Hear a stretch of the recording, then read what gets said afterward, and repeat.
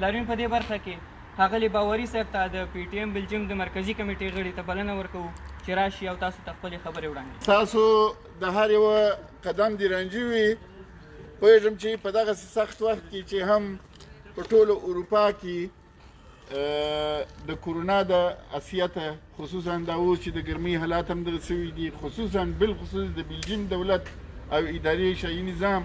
پرېکړه کړې وه چې تعداد د ټولونو باید کم واوسي. تاسو چې تشریف راوړئ تر دې ځایه پرې ډېره مننه. هغه چې د پښتانه وطن د پښتون قام د افغان قام د تضعیفه کولو لپاره په کار دي، هغه یې په کار اچولي دي. دوی ټوله بندرونه تړلي دي. تاسو وګورئ ورونو، تاسو به حتما پر میډیا باندې هم اورېدلي وي چې تاسو که د واګا بندر او هغوی چې دوی دښمن ګڼي، هغوی چې هند چې دوی د یو لوی دښمن په سترګه ورته ګوري، د هغو سره د دوی روابط وګورئ. او دې خواته چې دواړه یو قوم، یوه ژبه، یوه وینه او دغه فرضي کرښه چې کوم استعمارګر دولت ایستلې ده د دوی ترمنځ دا روابط وګورئ. تاسو ته سم سیده معلومیږي چې دا دښمني د پښتون قام د اقتصاد د تضعیفه کولو لپاره، د ثقافت د منځه وړلو لپاره او همداسې د دوی د ژوند د چټوالي لپاره کار کوي. ملګرو، تاسو به حتما پر دې میډیا باندې اورئ چې یو څوک راسي خوب یې لیدلی وي او سبا ته دغه دعوه کوي، د پیغمبرۍ دعوه کوي. تاسو به حتما دغه کسیټونه لیدلی وي چې خوب وویني او سهار راسي بیا پر منبر باندې کښېني د اخرت دغه ټوله هغه څه دي چې د پښتانه ثقافت د ټیټولو لپاره، د پښتون قام د تعلیم څخه د لرې کولو لپاره دغه کار دوی کوي. او دا په دې ته بودیجه دوی تخصیص کړې ده. د بله طرفه څخه هر وخت چې کله په آزاد افغانستان کې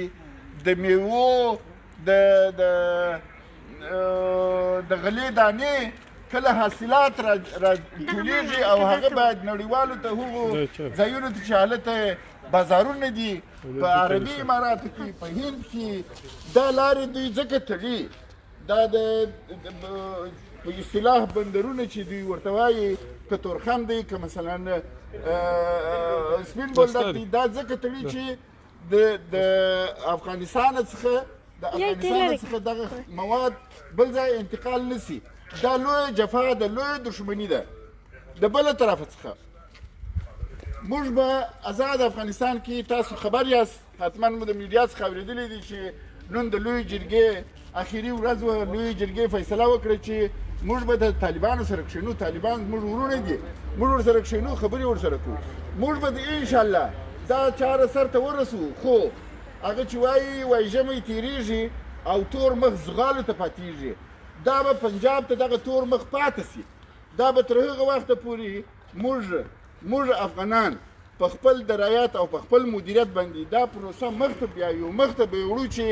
موږ دا کامیابه کړو. موږ سولې ته ورسېږو، موږ به سولې ته ورسېږو انشاءالله. موږ به سولې ته ورسېږو، موږ به ځانونه محکم کړو، موږ به د آزاد افغانستان پر پښو ودرېږي. بیا به موږ د دوی سره حساب کوو، موږ به د دې پنجاب سره حساب کوو.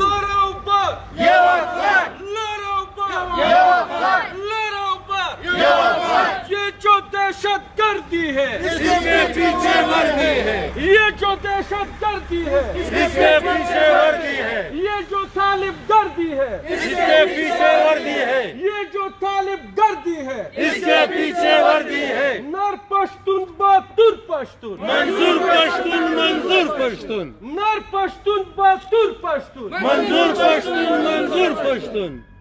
ملګرو، زه غواړم په آخر کې یوه خبره همدغسې د پاکستان د پنجاب دغه امبیسۍ ته چې دلته ده دې ته په لوړ غږ ورسوم. که دوی پنجاب ساتل غواړي، دوی دې د تروریزم او د دغه دهشتګردۍ څخه پر پښتون قام د ظلم څخه لاس واخلي.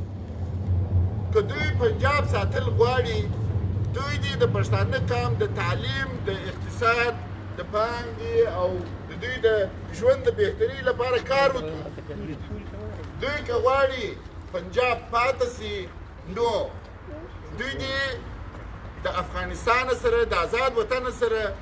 علایق اقتصادي سیاسي ډیپلوماتیک روابط سم وساتي دا چې دوی دا اوس کړنو دي چې کومه دوی ادامه ورکوي او کوي چې پر کونړ باندې راکټونه وروي پر ننګرهار پر پکتیکا او پر پکتیا باندې دوی راکټونه وروي یا پر سپین بولدک باندې دوی وروي دا بې جوابه نه پاتېږي ملګرو دا زه دوی ته وایم په لوړ اواز یې ورته وایم چې دا بې جوابه نه پاتېږي دا ستا درنې څپېړې به دا زه په حساب کې راولم دا صحیح ده چې زما نن خپله پښه په پیسه کې بنده ده زما خپل ورور زه تر پیسې نیولی یم زه به دا خپل ورور راضي کړم بیا به زه ستا سره حساب کوم او داسې حساب به در سره کوم چې زه به یو به زه د دې 80 کالو زه ستا څخه غواړم زه به دا خبره بیا په تکرار وایم که چیرې دی پنجاب ساتل غواړي دی دې د دغه دهشتګردۍ او د پښتون قام د ظلم او بربریت څخه خلاص واخلي ملګرو موږ راټول شوي یو د سپین بولدک د هغو شهیدانو ارواح ته دعا کوو د دعا کولو لپاره هم راټول شوي یو او دغه اعتراض مو چې دی د همدې په وجه باندې دی تاسو پوهېږئ چې هلته د یوې نوې میاشتې راهیسې یو پرلت ناست و ډېر سوله ییز و